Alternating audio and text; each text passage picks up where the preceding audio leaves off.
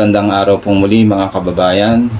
At muli po ako po ay bumabati sa inyo po, sa mga kapatid at sa ating mga kababayan sa Luzon, Visayas at Mindanao, at sa mga kababayan po natin na nasa iba't ibang panig ng mundo. Sana po ay nasa mabuti po kayong kalagayan. At ito po ang aking naman po ipaparinig sa inyo. Ito raw po anomalya dito po sa alyansa mula kay Sangkay Janjan. At bago po tayo dumako dyan, huwag niyo pong kalimutan na mag-like at mag-subscribe dito po sa ating munting channel. Pakinggan po natin si Sangkay Janjan.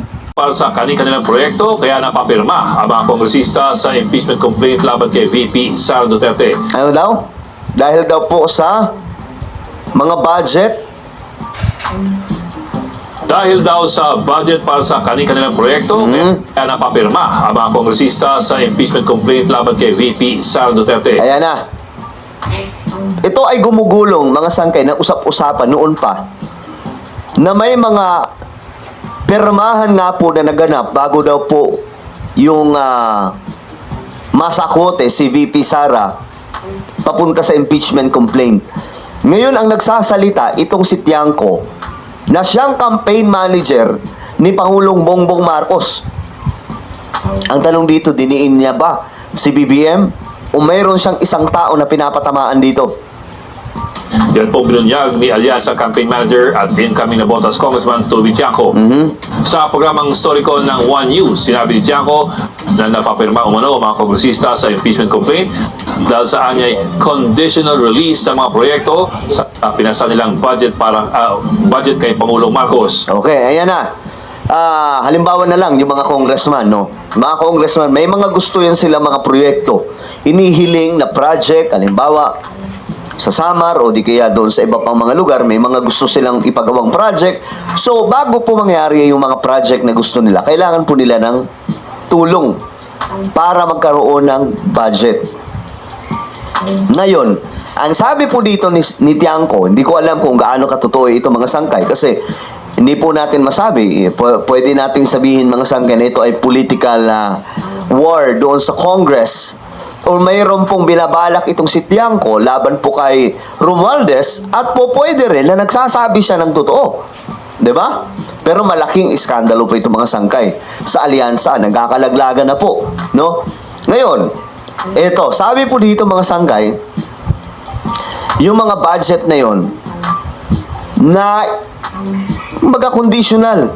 Sige, bibigay namin po yung budget, pero pumirma ka para i-impeach si Vice President Sara Duterte.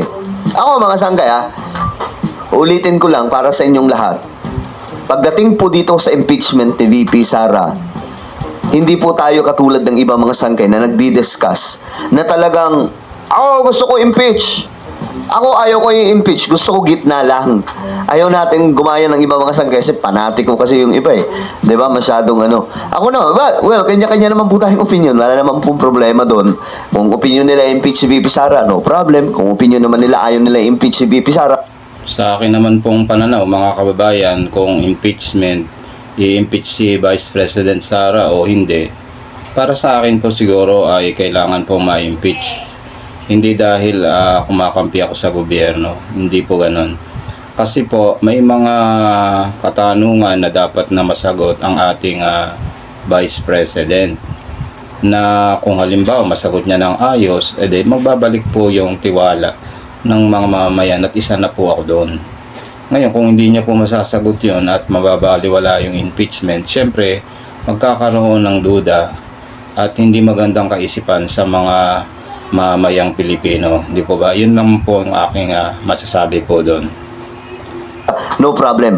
Pero sabi pa nga, kung bias ka, talagang alam mo kung asang side ka, Ako mga sanggay, gusto kong gumita para maisiwalat natin o makapaggawa po tayo ng mga komentary tungkol sa impeachment ni VP Sara ng maayos. So ngayon mga sanggay, eto na ang nangyari. No release ng budget kung hindi daw sila pipirma sa impeachment complaint laban daw po kay VP Sara. So malamang ang tinitira po dito ni Tiangco si Romualdez. Ito raw ang dahilan kaya hindi pa rin kumbinsido hanggang ngayon si PBBM sa pag-impeach kay VP Sara. Oh, ayan. Until now pala, ito yung isiniwalat na medyo nagulat ako.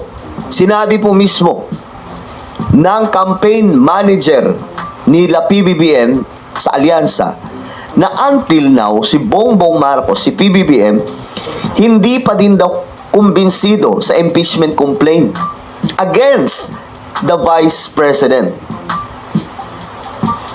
Kita niyo yan, mga sangkay? Hindi po natin alam yan, di ba?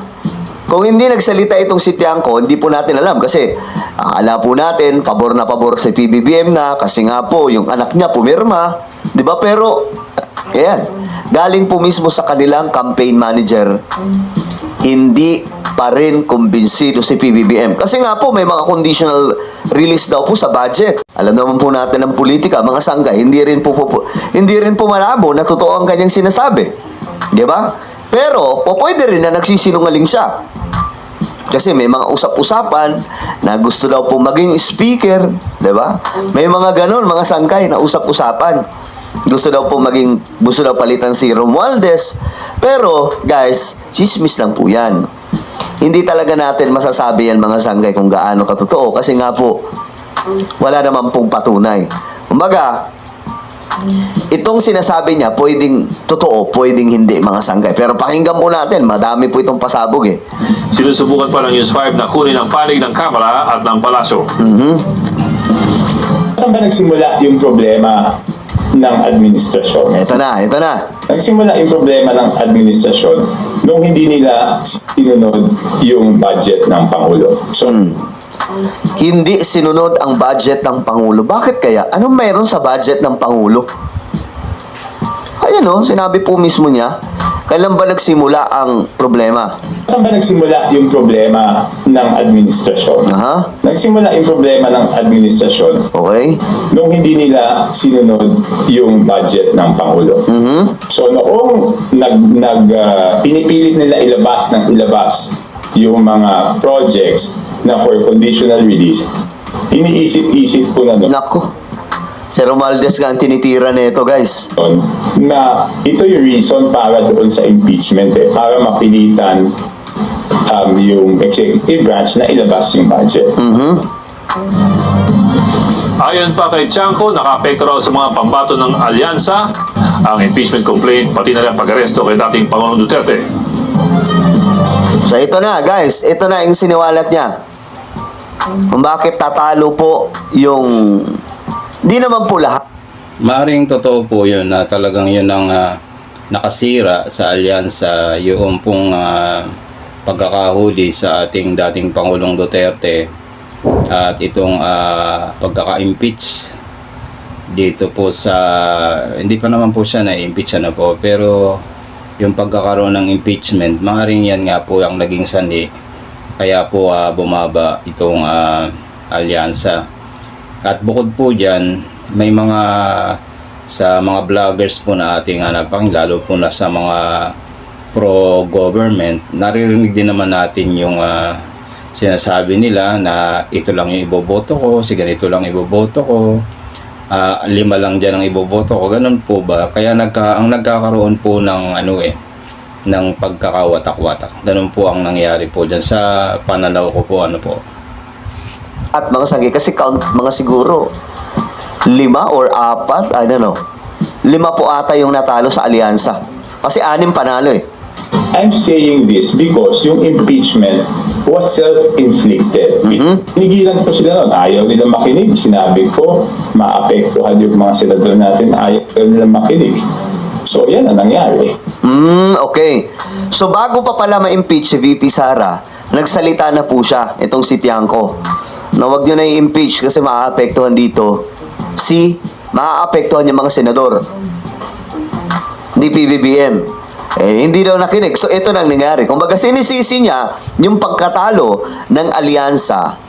Actually, di naman lahat talo eh. Kaunti lang naman.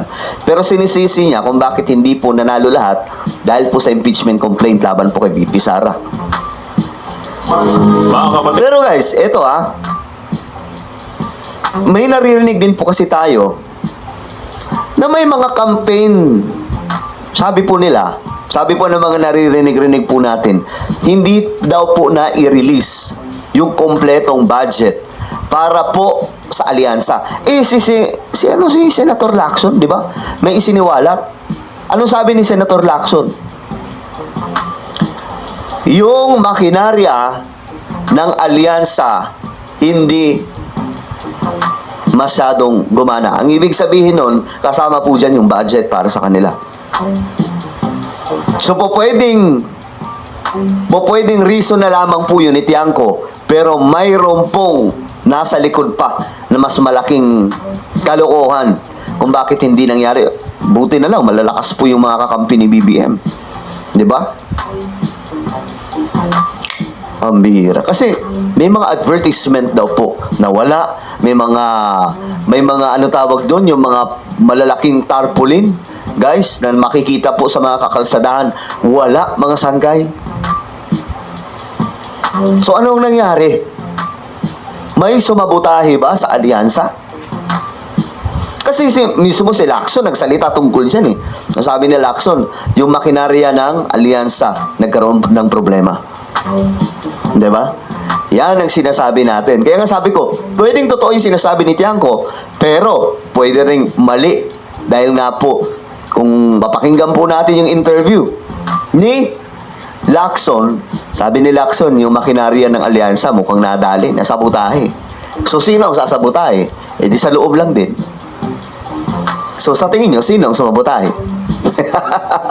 Well, ano po, yung Yan po mga kababayan, yung ating pong narinig tungkol dito po sa pagkakaroon daw ng anomalya dito sa alyansa, ano po, at di pagkakaunawaan, di pagkakaintindihan. Bahala na po kayo na mag-comment po at kung ano po ang inyong nasa loob, ano po. Muli po mga kababayan ay salamat po sa inyong pakikinig at sana po huwag po kayong magsasawa dito po sa aking munting channel na kayo po ay mag-like at mag-subscribe dito po sa aking munting channel. At muli po mga kababayan, gaya po ng aking sinasabi, sa bawat araw po na lumilipas sa ating buhay, tayo magpasalamat sa Diyos na may lalaang. Bye-bye po.